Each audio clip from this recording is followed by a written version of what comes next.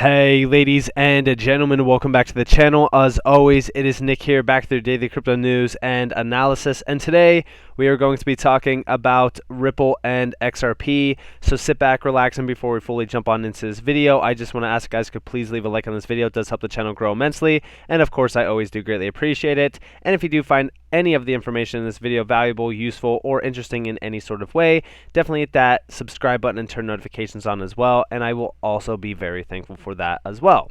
Now, let's talk about some things. So today was a little bit of, a roller coaster ride, to say the least, but I'm not too concerned overall in the market. We've been calling for about 37.5K for Bitcoin for a very long time, and XRP is around the levels that I was pretty much anticipating anyways.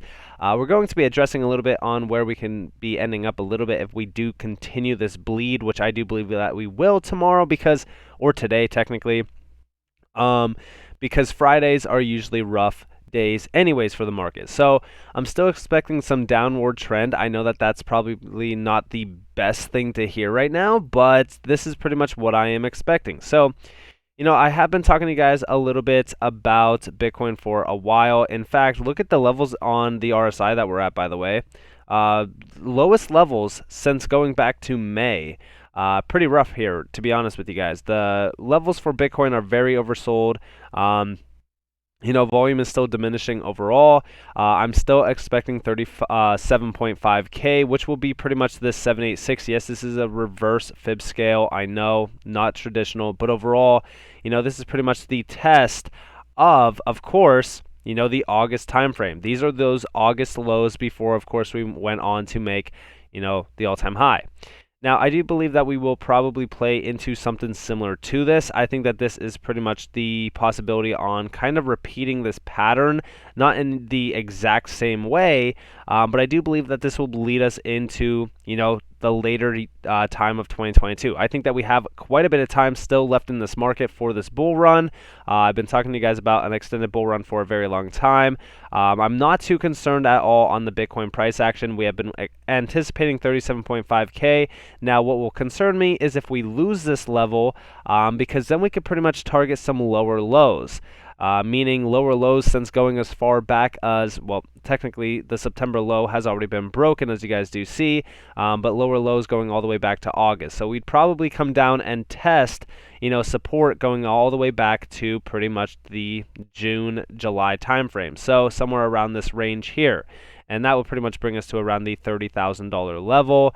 Most likely finding support around somewhere between 34K and around 37.5K. So with all of that in mind, and also just to reiterate real quick, I am hoping for a strong bounce off of the 37.5K zone. I don't think that we go too much lower than that, just because of the RSI strength right now. Like, it's extremely oversold in terms of Bitcoin. You guys can check out the 4-hour here. We actually had a little bit of a stronger bounce off of the 4-hour time frame. On the 2-hour, you can pretty much see that deeper oversell level at 23, which is pretty rough, to be completely honest with you, for Bitcoin. But overall, I just wanted to give you guys that insight quick. Now, for XRP, so we've been watching XRP for a very long time on this channel. Now, this is not a reverse fib level that we actually have here. This is pretty much the traditional one. Those levels are pretty much on the board, as you guys do see. Now, I am going to hide this real quick because I want to do a little bit of a reverse fib scale so that you guys could pretty much see where I believe that we were going to go. Now, we could do this two ways. We could pretty much go off of the top here and just kind of come down to around this point here, which is technically what we would do.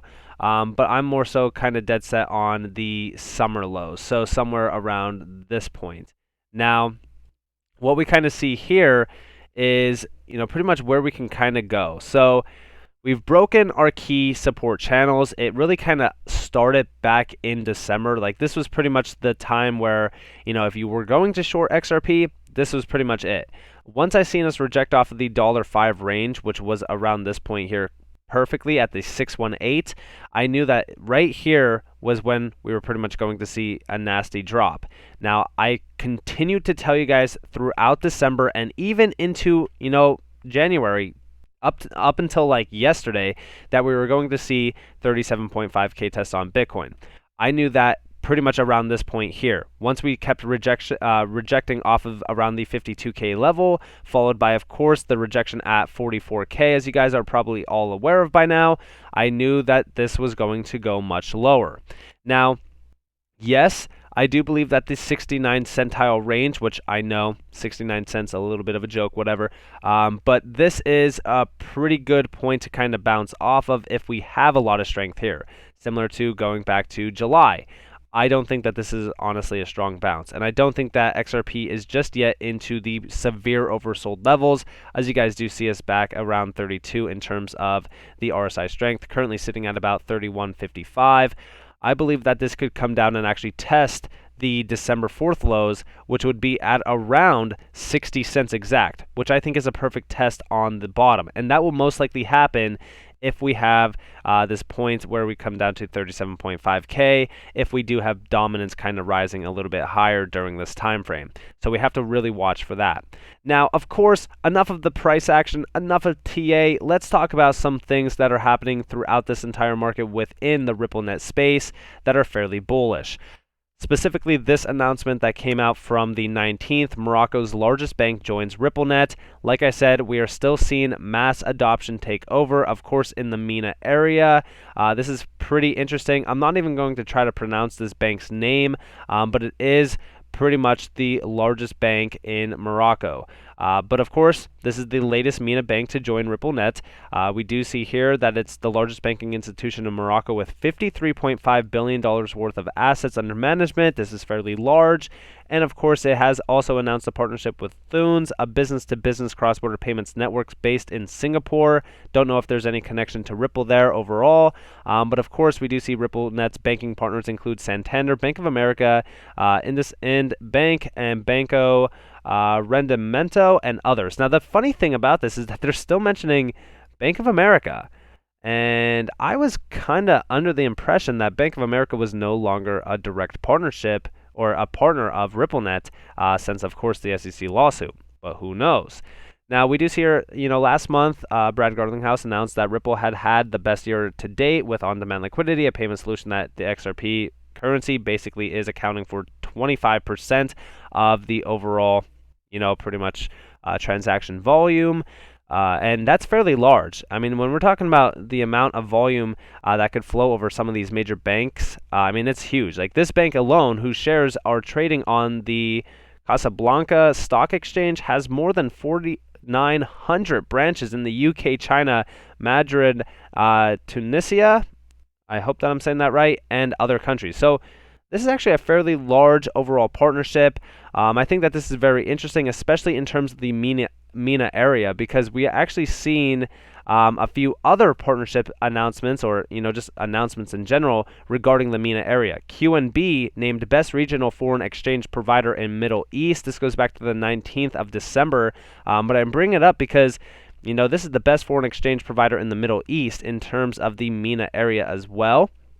Again, we're seeing a lot of growth around the Middle East. I think it's very bullish for us, especially in terms of where Ripple's position themselves. And you might be wondering, what's the connections to QNB here? Well, let's go back to QNB. QNB and Ripple partnered to enhance global cross-border payments, of course. This is very large in terms of that MENA area, as well as even in South Asia. And of course, they are talking about, ultimately scaling QNB's remittance services on RippleNet into additional markets. So again, this is pretty big. And we even see here, the group extends to more than 31 countries across 3 continents. The total number of employees is 28,000, serving approximately 20 million customers and operating through 1,000 locations with an ATM network of more than 4,600 machines. So again, watch out for things that are actually unfolding within the Ripple scene. This goes back to October 4th, by the way, and we even see Ripple mentioned in terms of their market overall update. So we do see here, QNBK, which is pretty much just the Quantar Bank, Ripple partnered to enhance cross-border payments, and they're talking pretty much about everything in terms of leveraging this technology. They are talking about, even, plans to expand to other key remittance corridors in the future through RippleNet. QNB Group aims to improve cross-border payments and expand its remittance services across multiple countries in a quick succession. In a quick succession, I want you to all realize how fast this thing is actually going to move in terms of this massive partnership. And this is not the only thing that's happening, right? So Ripple actually mentioned, did you know 1.7 billion people are unbanked? But implementing CBDCs can help drive greater financial inclusion. To achieve widespread adoption, banks and fintechs must enable consistent and reliable interoperability. How are they going to do that? And the funny thing about this is that we're still building out major partnerships with huge, overall, companies. The best part about this is, check this out, right? Ripple partner AstroPay has launched a new product in Brazil to support SMEs. Payment links with a link customers can pay SMEs using various local currencies. Now, Ripple and XRP are not mentioned at all. This is just a connection to a partnership. AstroPay launched Ripple Latim. I hope that I'm saying that right. It's pretty much like, almost like an ATM, if you will. A Ripple gateway in 2014 and was the first MSB to use Ripple in the region. Also, Ripple partner dLocal was spun out of AstroPay 6 years ago. Now, of course, there's no mention of Ripple and XRP. There's just direct connections going back in time. I'm just saying we could see a lot of updates within the SME scene. We could also see a lot of updates in terms of the payment scene as well, because I think that a lot of these partnerships within the Ripple community that we do see on a day-to-day basis are all kind of becoming a massive domino effect. I think it's all kind of shifting into what the Fed wants as well. We are seeing here, key highlights from the Fed's report on the digital dollar. If you guys did miss this, I definitely, I want you all to go read it because it is fairly important to understand. Of course, some key quotes here are: some have suggested that if these new CBDCs were more attractive than existing forms of the US dollar, global use of the dollar could decrease, and a US CBDC might help preserve the international role of the dollar. The Federal Reserve's initial analysis suggests that a potential US CBDC, if one were created, would best serve the needs of the United States by being privacy protected, intermediated, widely transferable, and identity verifiable or verified. A CBDC could fundamentally change the structure of the U.S. financial system, altering the roles and responsibilities of the private sector and also central banks. So they are understanding the potential behind this. They're seeing the overall benefits of it as well. But of course, we do see some officials are struggling to see the benefits. In my mind, it's pretty clear to me, especially when we're talking about cross-border payments, when we're talking about Ripple and what they're trying to focus on as well. I just think it's a no-brainer move to move towards a CBDC sort of technology in terms of digital, payments, digital currencies as well. Of course, I don't, I'm not like everybody else. I don't, suspect that we will see, CBDCs taken over and replacing, currencies in general, like the US dollar. No, I just do think that it's going to help a lot of the, pretty much physical currency, aka fiat, really kind of thrive a little bit more in terms of adoption, utility, and stuff like that. I think that CBDCs are really kind of opening up some doors for a lot of, adoption. Now, to overall wrap up this video, I really do hope that you all enjoyed this video. If you guys did, definitely leave a like, subscribe, turn notifications on. If you guys want more free content, you guys are more than welcome to follow me on Twitter and join the free Discord down in the description below. If you guys do want my trading indicators, my exit plans, and stuff like that, definitely go check out NCashOfficial.com. But with all of that in mind, I hope that you all have a beautiful day or a beautiful night wherever you guys are in this beautiful world. It's been Nick. Peace out, guys.